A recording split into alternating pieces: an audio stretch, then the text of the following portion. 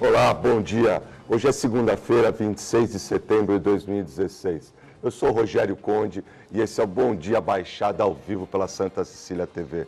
Recebemos em nossos estúdios o consultor publicitário Diego Martins e o especialista em direito digital José Roberto Chiarella.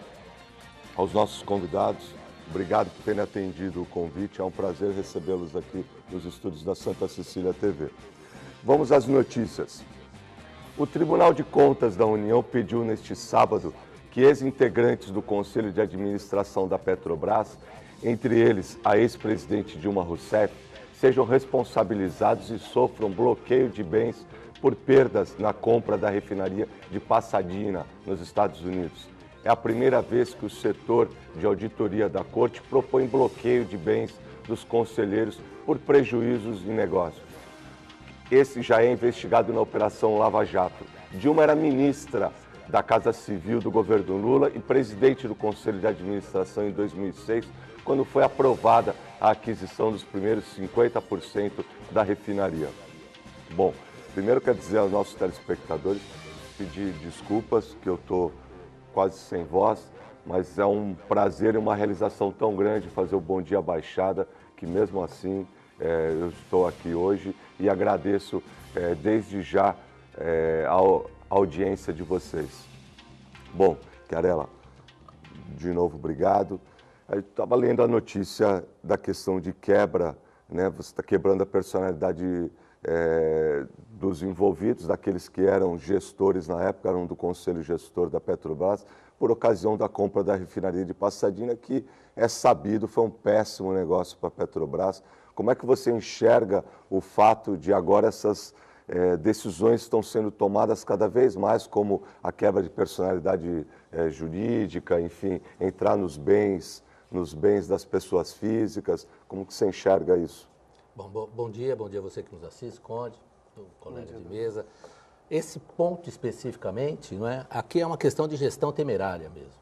Então, quando a gente vê que o gestor, no caso aqui, todos que citaram, ex-presidente Dilma e o restante que estava lá na gestão desse negócio, obviamente esse negócio foi feito a detrimento do benefício da sociedade brasileira, tem que responder. E essa quebra, na verdade, não houve quebra nenhuma, houve bloqueio de bens. Bloqueio de bens é para se apurar, apurando responsabilidades, e aqui nós não estamos formando juízo de valor que um é culpado, o outro não é culpado. O ponto é o seguinte, houve uma gestão temerária? Houve. Isso aqui ficou constatado. Agora, apurar responsabilidades. Se houver responsabilidade, tem que repatriar dinheiro do nosso país que saiu, seja lá para que lado foi, para que utilização foi. Os responsáveis têm que responder. E o gestor, na época, ele tem responsabilidade.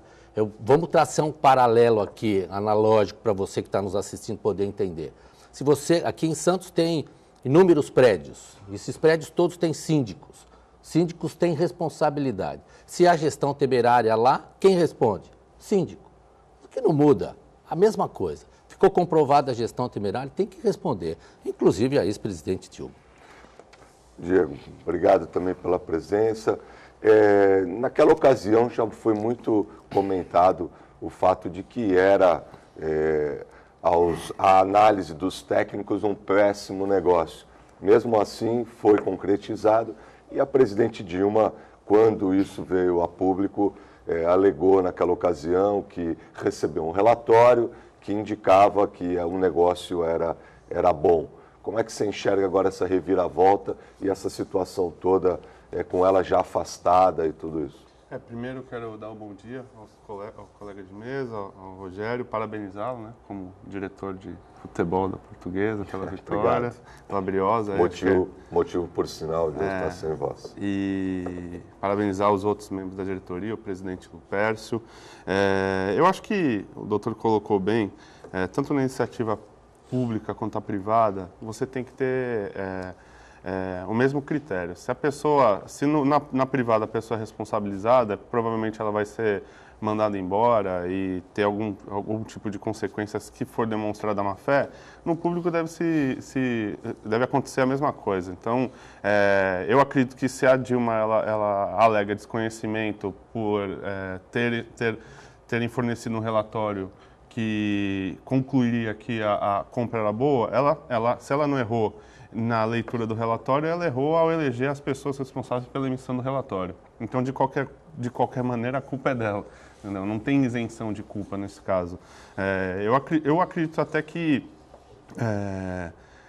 seja cedo para nós falarmos assim, foi uma boa compra, uma má compra, porque o mercado mudou muito nesse tempo, poderia ter ocorrido uma má compra. O que chama atenção são os valores. Os valores, de qualquer modo, foram valores exorbitantes. Nos Estados Unidos mesmo se falava dos valores, muito além do que o mercado absorveria.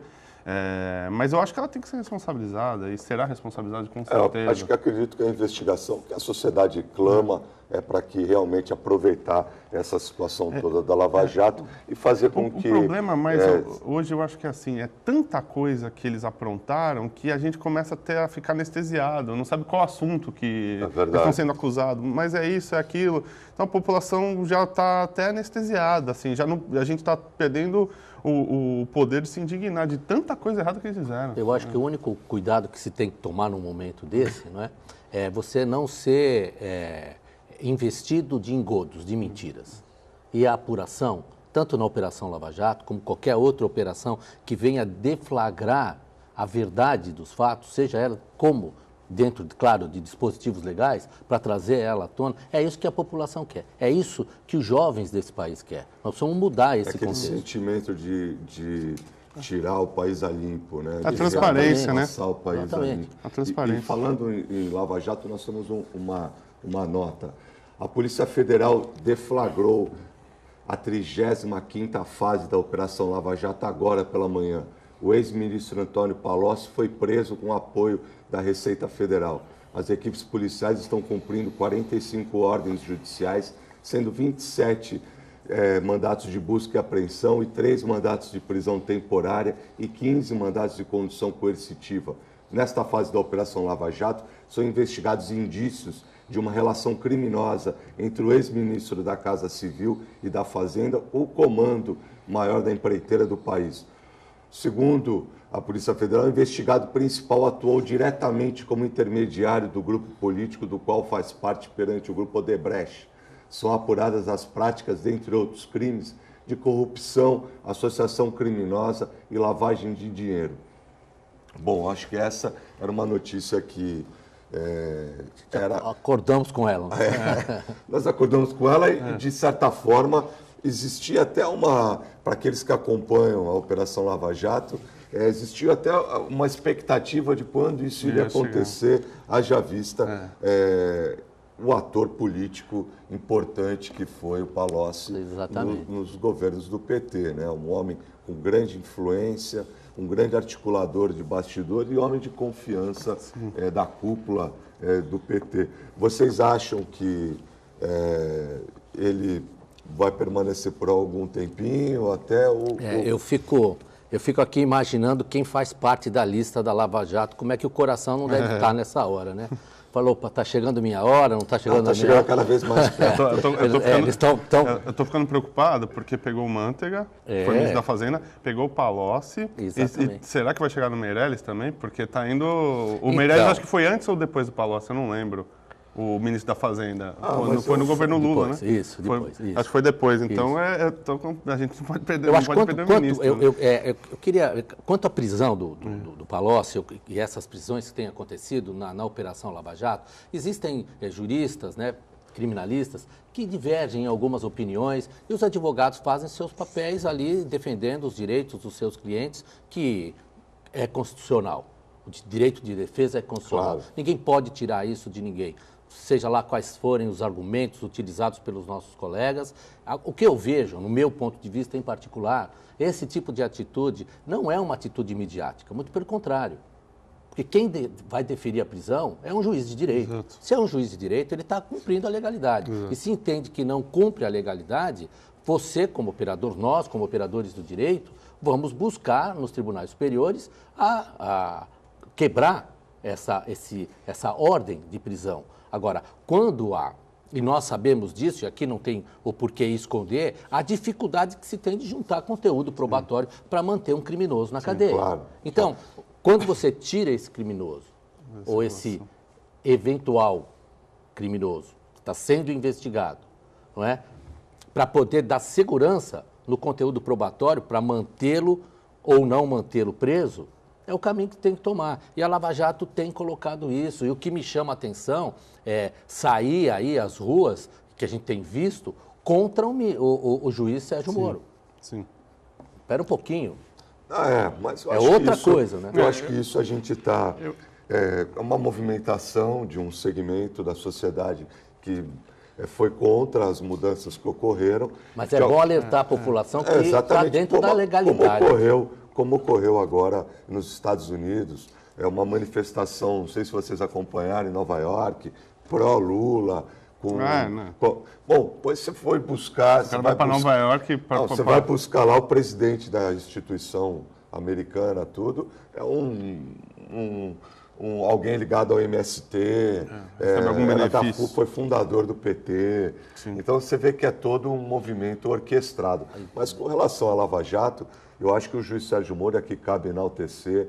Eu já escutei comentários de todos os lados, outros operadores do direito também, fazendo comparações, mas foram todos operações precisas cirurgicamente. Baseadas na lei. Você fazer o que está acontecendo e fazer uma operação desse grau de complexidade, atingindo as pessoas que estão atingindo, elas perdurar até o momento atual, é porque esses conjuntos comprobatórios e todas as ações estão sendo tomadas observando a lei. Até porque nós temos aqui, fazer um parênteses, mas nós temos o maior empreiteiro, um dos maiores empreiteiros do mundo, alguém com acesso às bancas de advocacia mais prestigiadas que existam, atrás das grades, como Marcelo Odebrecht. Sim, perfeitamente. Né? E outros também. Eu acho que isso é uma... a gente tem que enaltecer esse trabalho que está sendo desenvolvido. O juiz Sérgio Moro, o que chama a atenção é a atuação dele, que ele se preparou muito para esse momento. Né? Eu li um pouco sobre o preparo, né? Não é de hoje que a especialização dele nessa questão de lavagem de dinheiro, ele é um especialista em lavagem de dinheiro. A gente tem muita sorte e a blindagem que a população está dando para ele é muito importante, porque o Congresso queria efetivamente passar algum tipo de anistia, poderia realmente isso acontecer, como aconteceu na Itália e foi por água toda a operação, que foi uma referência, Operação Mãos Limpas, mas chegou a determinado momento que o cooperativismo deu o tom. Eu acho que o que pegou na semana passada, e a falha, ao meu ver, não uma grande falha, mas é uma falha que expõe o juiz e expõe a Polícia Federal, foi da Polícia Federal na vigília para prender o Manteiga, não verificou que a mulher dele estaria internada e seria operada. Eu acho que o que pegou foi o clamor popular e eles fizeram um discurso em cima disso e acabou, que eu vejo muito o Globo News, até pessoas que são a favor da Lava Jato falaram assim, acho que a falha foi na comunicação, a falha foi em saber o time correto e deixou ele exposto e ele pediu desculpa até nesse sentido, entendeu? Mas eu acho que isso não é... Acho que foi mais nesse sentido. Uma triste coincidência. Infelizmente. Mas não questionando a operação. Isso não quer dizer que os fatos não tenham ocorrido e que não houvesse a necessidade de chamá-lo, enfim. Mas nós vamos precisar ir para um breve intervalo. Fique aí que a gente volta já. Estamos de volta com o Bom Dia Baixada. As eleições desse ano serão as primeiras após a reforma eleitoral do ano passado. A nova lei estipula que para um candidato a vereador seja eleito, é necessário um total de pelo menos 10% do coeficiente eleitoral, que é a divisão do número de votos válidos da eleição pelo número de cadeiras na Câmara Municipal. Isso fez com que os partidos pedissem aos eleitores para que não pratiquem o voto de legenda. Isso porque, com a reforma, o voto na legenda contribui para o coeficiente do partido, mas não ajuda os candidatos a vereador a alcançar os 10% que são necessários para serem eleitos. Bom, Diego, essas mudanças todas, você que faz assessoria para candidatos e tudo, essas mudanças estão refletindo na estratégia política, não só dos partidos, mas principalmente dos candidatos também. Que outras mudanças você entende na sua área, por exemplo, são redes sociais e tudo? Como é que você está vendo a atuação dos candidatos? A mudança drástica que a gente vê, a mudança do comportamento fora todas as restrições, a questão da limitação da doação da empresa. Isso mexeu na coluna vertebral de toda a campanha política, porque a gente tinha a cultura de fazer uma campanha política com alguma condição. Hoje está muito difícil obter recurso, isso somado às limitações visuais que você tem da rua, né, que você não pode deixar um cavalete, não pode deixar outros elementos, a placa de casa é uma medida, a placa de rua é outra medida, o adesivo de carro é uma medida, tem diversos critérios e diversas limitações somadas à questão da doação para a empresa que dificultaram muito. Na questão das redes sociais, acho que a legislação continuou muito parecida com a da última eleição. Tem a proibição no período eleitoral do anúncio no Facebook. É curioso até a gente trazer aqui a discussão. Tem um candidato, que até conversei com ele, ele optou em conscientemente fazer o anúncio no Facebook, tá? Porque ele viu que era mais barato ele tomar a multa do que ele fazer qualquer tipo outra coisa em relação ao marketing. Ele mensurou isso, comparou com a multa que a Marta tomou em São Paulo, nesse sentido, que foi de R$5.000, falou, opa, eu não tenho dinheiro para contratar meninas, equipe de rua, bandeira. Eu no Facebook, eu vou atingir quem eu tenho que atingir e comunicar meu número. Então, vou arriscar, vou ser multado. A hora que eu for multado, eu retiro, vejo se vale a pena tomar reincidência. Mas é uma análise de valor, porque existe a penalidade, mas às vezes até a penalidade ela vale a pena para o cara financeiramente, entendeu? É complicado, né? São leis que nasce a aplicabilidade, a lei ela nasce, existe, está lá, vamos aplicar e na hora de sancionar nós vamos nos deparar com lei mal feita. Então, a sanção tem que ser o objetivo final e o maior, não é? Na questão de punição. Agora, vai depender, com a falta do recurso, né, os aqueles que assessoram, precisam reinventar suas campanhas. E hoje é bem difícil, porque o recurso é o que movimenta, né? A gente sabe disso.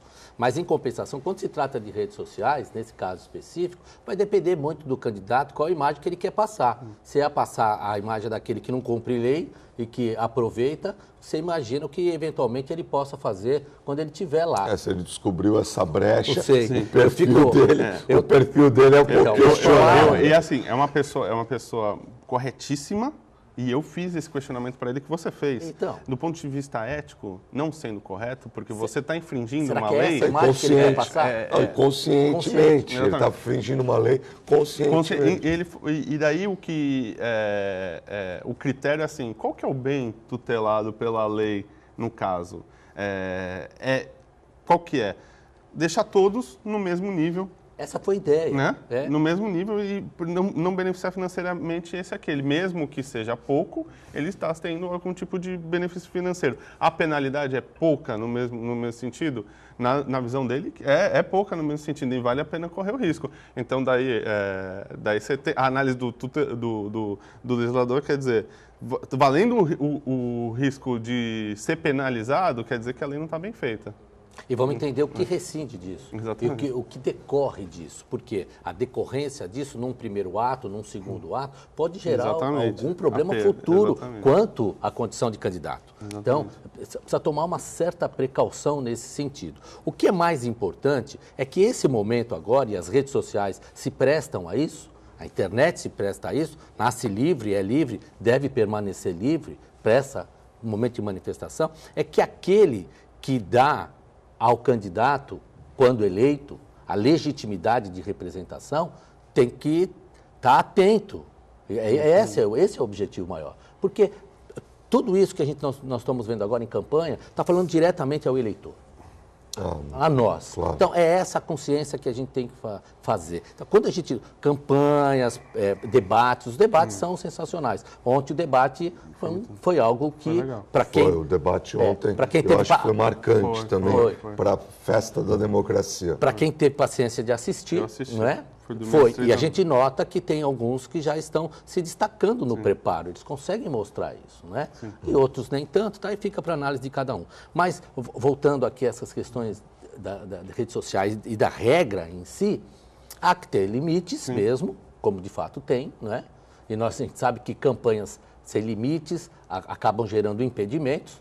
Nós temos a OAB aqui em Santos, gerou isso, nós sabemos disso, e acabou com um final dando a punição, e a punição revertendo a situação, né, que estava acontecendo naquele momento. Isso não é diferente no cenário político nacional. Aqui, nós estamos falando no nosso município e os grandes municípios.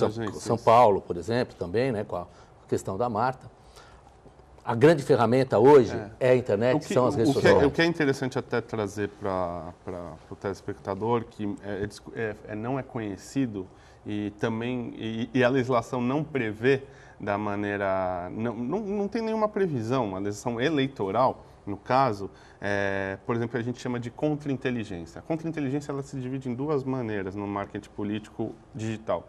Ela pode ser no sentido de proteger e blindar o candidato e pode ser no sentido de enfraquecer pontos fracos do seu adversário para você poder crescer na pesquisa. O que ocorre o Facebook não está preparado para isso. E a resposta do Facebook é muito demorada. E a justiça eleitoral não é uma justiça especializada. Geralmente, nas cidades pequenas, nas médias também, é um juiz de uma vara comum que é pego também para atribuição do juiz eleitoral. Então, ele não tem o conhecimento necessário de quanto aquela decisão dele influencia no pleito, efetivamente. E o que acontece, por exemplo, você cria uma página fake e põe um vídeo lá e anunciam. Alguns põem lá R$1.000. Num dia a cidade toda está ciente, a tua candidatura foi por água. A justiça não responde a tempo, entendeu? Isso é muito sério. E a justiça não se adequa... Mas essas ferramentas também legais, assim, de você coibir, fazer, elas precisam ser aperfeiçoadas também, com a mesma velocidade com que as pessoas... Mas nós vamos precisar, mais uma vez, por um rápido intervalo. Fique aí que o papo está muito bom aqui, mas nós voltamos já. Estamos de volta com o Bom Dia Baixada.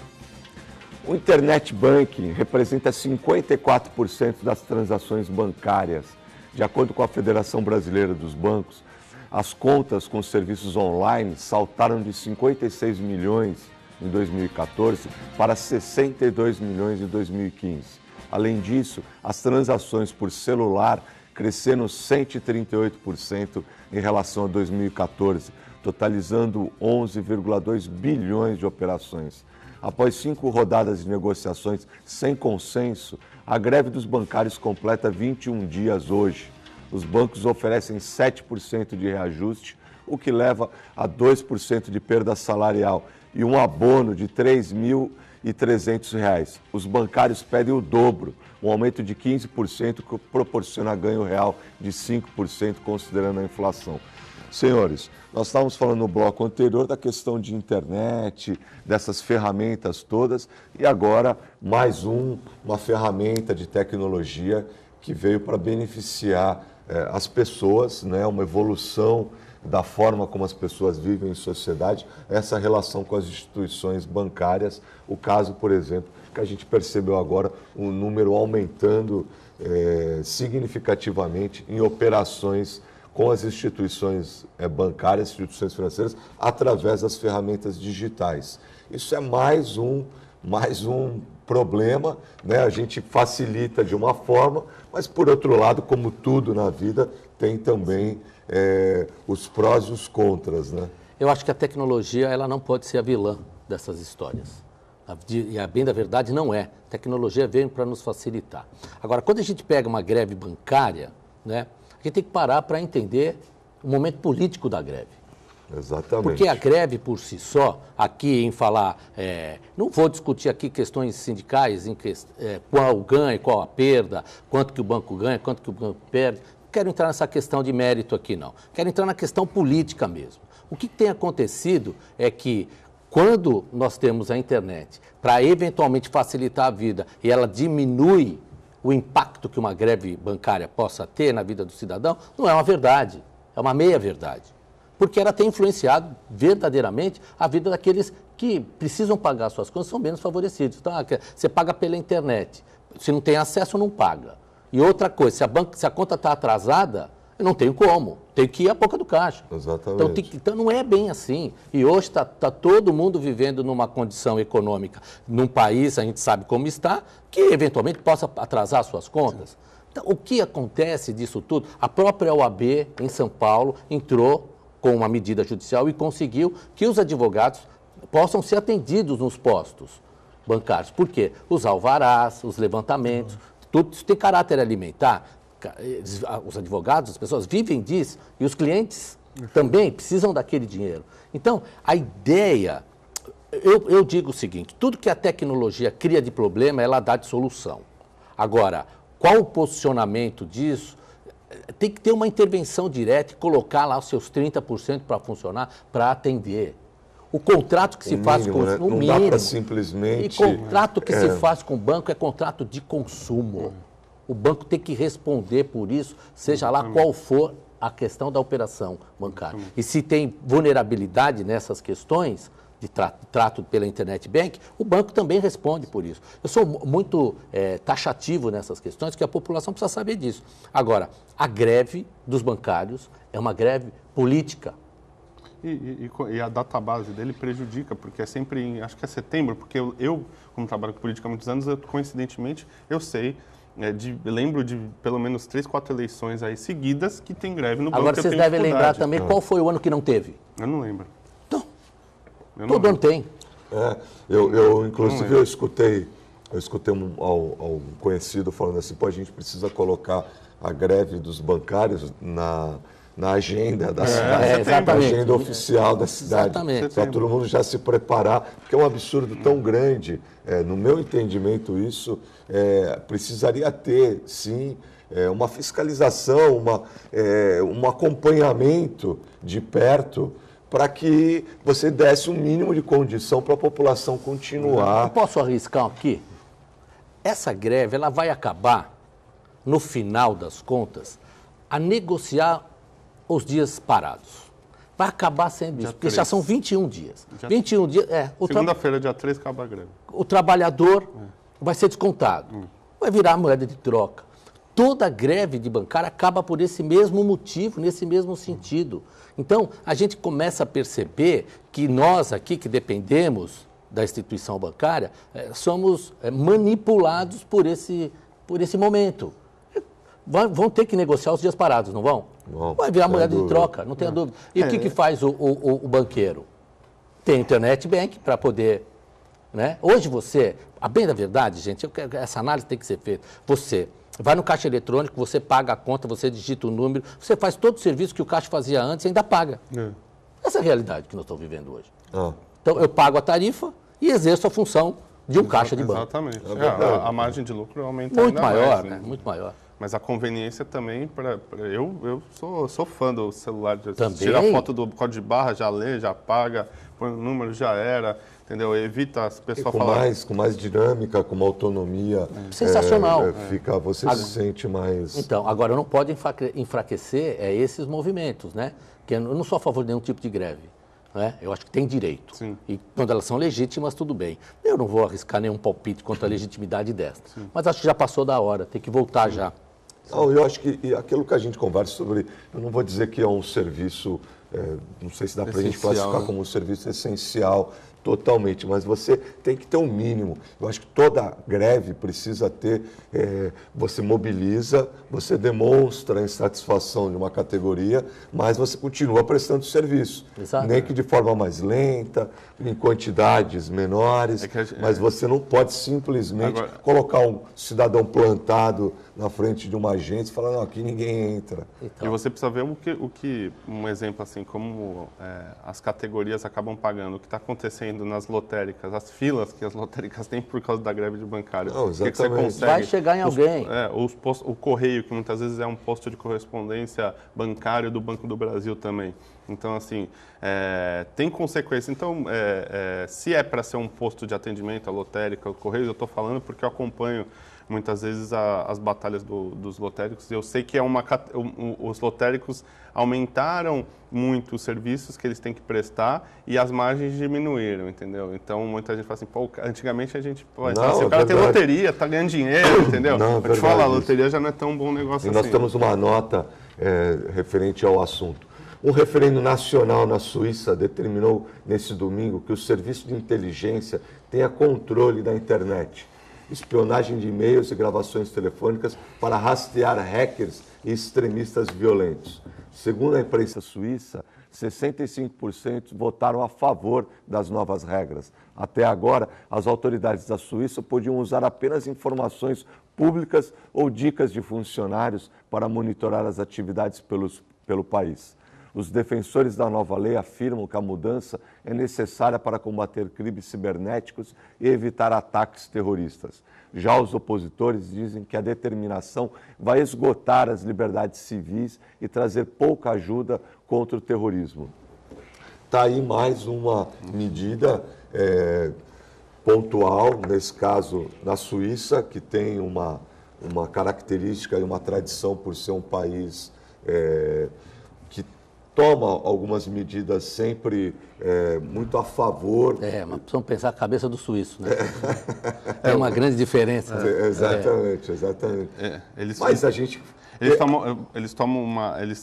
Eles respeitam a privacidade e o sigilo mais do que qualquer... Claro. Né? São precursores nesse sentido. E agora tomam uma decisão apoiada, segundo a nota, por 65% da população. No país, nós temos uma lei em vigor, que é o Marco Civil da Internet. O Marco Civil da Internet, primeiro artigo, junto com a Constituição do nosso país, ele diz que a internet é livre e garantir os dados sensíveis. Quais são os dados sensíveis? Aquele que a gente sabe, se for tomado de nós, não vão nos prejudicar de forma econômica ou até infringindo a nossa moral. A liberdade de expressão aqui e o direito à privacidade é inerente à própria Constituição e à própria lei. Agora, o que a gente precisa entender? Quais são os limites disso? Quando a gente fala em liberdade de expressão, tem limite. Ela é relativa, ela não é absoluta. Sim. Porque quanto mais eu vá adjetivando nos meus conteúdos, eu vou deixando de exercer a minha liberdade e vou passando a acusar ou adjetivar, ofender, caluniar, difamar, coisa dessa natureza. Aí eu saio por um crime. Quando eu falo em segurança da internet, a palavra de ordem dentro de um país que quer se desenvolver é um compliance. E o compliance é a palavra de ordem no sentido de você e as empresas se precaverem nos seus dados. E você, de forma pessoal, também. Por quê? Nós não nos manifestamos com as nossas opiniões e com mensagens que mandamos sempre através de um aplicativo, de alguém que comanda isso, de alguém que tem o domínio disso. Estão falando do WhatsApp, estão falando do Facebook, estão falando de todas as ferramentas nas redes sociais que proporcionam as nossas comunicações e movimentam mesmo, né? Aí, qual é a ferramenta que eu tenho para combater um fake, por exemplo? Qual a ferramenta que eu tenho para combater o WhatsApp que, para mim, de uma forma falaciosa, diz que está tudo criptografado e não pode contribuir com uma investigação criminal? Isso não é verdade. Pega qualquer técnico de TI para você ver como isso é possível. Sim. É possível. Então, o que há, na verdade, a gente precisa ter aqui um acordo de colaboração, internacional, inclusive. Porque se eles estão operando de fora do país para cá, a soberania do país vale aqui. É muito difícil a internet, eu concordo, doutor. A internet não tem muros. Não tem fronteiras. Não pode não ter. Tem. Então, quer dizer, um acordo internacional, daí o cara vai num país que é uma microilha e coloca a empresa lá hospedada, põe o servidor dele lá e fornece o WhatsApp para o resto do mundo. Quem é que segura um negócio desse? O firewall que segura um negócio desse? Eu fui para a China e tentando usar o WhatsApp, tive que pegar o VPN e o Facebook você não entra. Aí você é quase uma falta, você sente falta de ar, até fala assim, meu Deus, eu não consigo usar o WhatsApp. Daí você consegue o VPN, às vezes você consegue, você não consegue. E o problema, o que eu vejo assim, como a internet não tem fronteira, qualquer paizinho, se a gente fecha com a Europa, com os Estados Unidos, com a Ásia, alguns países, com a Oceania, com a África, Um paizinho ele vai colocar, o Facebook vai para lá, o WhatsApp vai para lá e a gente vai continuar com o mesmo problema. Eu não vejo como solucionar esse problema, não vejo uma solução efetiva na questão de fornecer dados de quem comete crime para a justiça. É muito complicado, né? E a gente teve casos aí, hoje o WhatsApp, ele não é um meio de comunicação só, ele virou uma ferramenta de negócio. Tem gente que vive de vender roupa no WhatsApp em grupo, tem gente que vive de fornecer comida. Isso perfeitamente. Entendeu? E acaba com o negócio do cara. Mas aí, quando a gente fala dessa sem fronteiras, sem limites, de fato ela é sem fronteiras e sem limites, né? Mas quando eu falo em processo de investigação, o processo de investigação nasce para ter um acompanhamento. E é esse acompanhamento que não quer dar. E quando eu falo de específico, eu estou investigando determinada pessoa especificamente. Eu não estou falando de maneira global. Esse é o ponto. Porque a ordem, quando vem a ordem da autoridade, é para aquele ponto, para aquele lugar. Eu não posso fazer isso. Essa é a diferença. Sim. Não é buscar o pretérito. Sim. Entendeu? Não é isso. Na verdade, seria como se fosse o grampear um WhatsApp, no sentido. Seria mais ou menos isso mesmo. Entendi. Então, eles falam assim, todo mundo aqui que usa o WhatsApp recebendo suas mensagens. Agora as suas mensagens são criptografadas. Isso. Então, é uma chave de segurança na mensagem, ela caminha em segredo isso. E uma chave aberta que o outro tem, lê e assim por diante. Todo mundo sabe que criptografia se quebra a qualquer tempo no meio do caminho. Então, para inglês ver. Nem eles mais veem. Então, eu acho que... Quem efetivamente comete crime, assim, que a gente tem notícia, ele usa outros, Isso é uma coisa, está aumentando muito. Vocês estão mais nessa linha, vocês sentem que está aumentando, está igual, ou as pessoas estão tomando mais cuidado em não enviar informações? Eu acho que tem modalidades novas de crime, por exemplo, como sequestro de dados de grandes empresas. Tudo isso tem acontecido muito. E claro que tem que ficar em sigilo, porque isso depõe com a segurança da empresa. A empresa não divulga um negócio desse. Por isso que tem esse compliance, os técnicos de TI estão cada vez se aprimorando mais, necessário se aprimorar mais para garantir. A moeda que se paga esses resgates para resgatar esses dados bloqueados de uma empresa, por exemplo, numa empresa de logística, que está lá com seus dados todos presos, sequestrados, né? Você chega e não consegue entrar porque o cara criptografou tudo. Ele vai pagar sequestro, né? Vai pagar em Bitcoin, moeda Exatamente. que circula na internet. E você não consegue identificar onde o cara está hospedado, nada. E aí, nós escrevemos recentemente um artigo falando da Deep Web, desmistificando a questão da Deep Web. Deep Web não tem nada de proibido.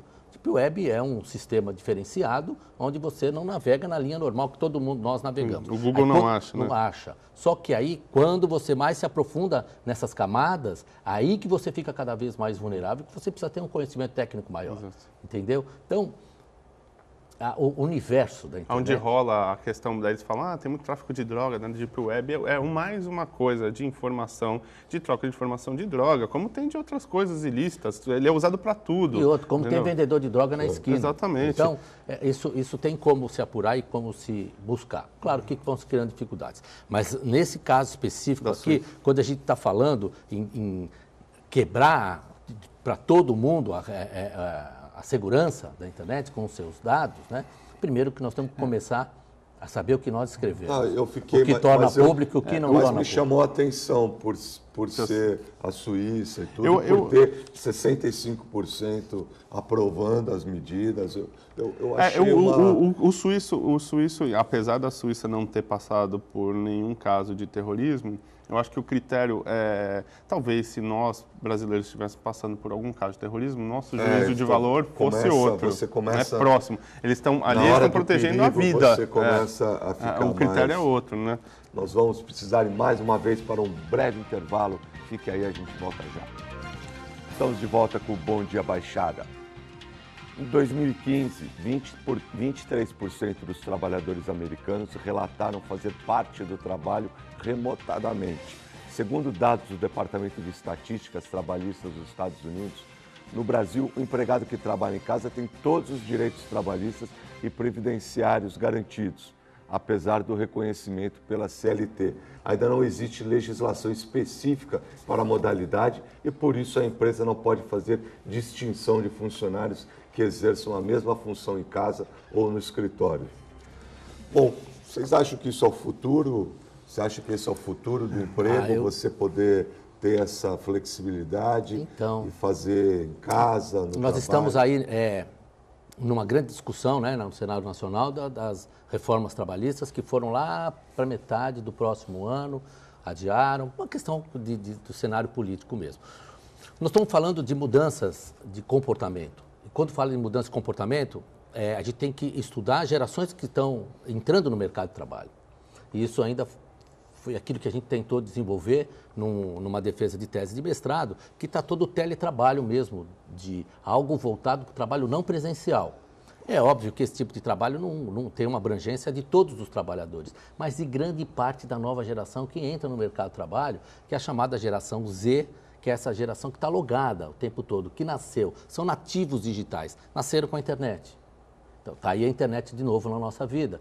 Não vamos ficar sem, não tem como, não se muda isso. E aí se fala em trabalhar em casa, o chamado home office, que na verdade deixou de ser esse conceito técnico de teletrabalho como o trabalhar em casa. Não se trabalha em casa, hoje é o Anywhere Office, se trabalha em qualquer lugar, através de um dispositivo. Então eu posso trabalhar em qualquer lugar. E quando eu vejo isso, a gente entende que no nosso país, o artigo 6º da CLT, ele assegura ao trabalhador. Ele diz que qualquer teletrabalhador se assemelha a um trabalhador convencional comum. Pronto, tudo bem. Só que a gente tem que entender que dentro da justiça trabalhista, aqui no nosso país, nós temos uma dicotomia. Qual é a dicotomia? Trabalho subordinado, que é aquele por dependência, CLT, toda proteção, ou trabalho autônomo, nenhuma proteção. E a proposta que nós defendemos na relação, nessa nova relação, que foi o tema do mestrado, que é a influência da geração Y e Z no novo formato de produção do teletrabalho, home office e office, né? E no Brasil e na Argentina. Pegamos a América Latina para estudar. A Argentina também já desenvolve o PROPET lá, que é, através do Ministério de Seguridade Social, um desenvolvimento. Mais ou menos que o Brasil. Você acha que a Argentina é nesse ponto? Um passo a mais. Um passo a mais. Eu entendo. Só que nós temos muito mais teletrabalhadores que eles. Porque esse projeto, é assim, a empresa que quer aderir a isso, vai ao Ministério e ele faz um compliance antecipado. Lá tem as regras para minimizar esses efeitos. E a nossa proposta nesse estudo foi trazer um terceiro elemento para isso, que é o que se usa na Europa, na Itália, que é a parasubordinação. É uma mistura da subordinação, da autonomia, para criar uma terceira. Então, isso faz com que precisa ter, aí começa a mexer em pontos que são difíceis de discutir, as questões de relação sindical, não é? Porque o que a gente tem que entender é que é uma linha desuniforme nas relações de trabalho, como sempre tiveram, que é esse entendimento. Só que uma CLT é muito antiga. Sim. Eminentemente feita na época agrária. E hoje, o nosso sistema agrário está informatizado. Veja as colheitadeiras, que elas são informatizadas.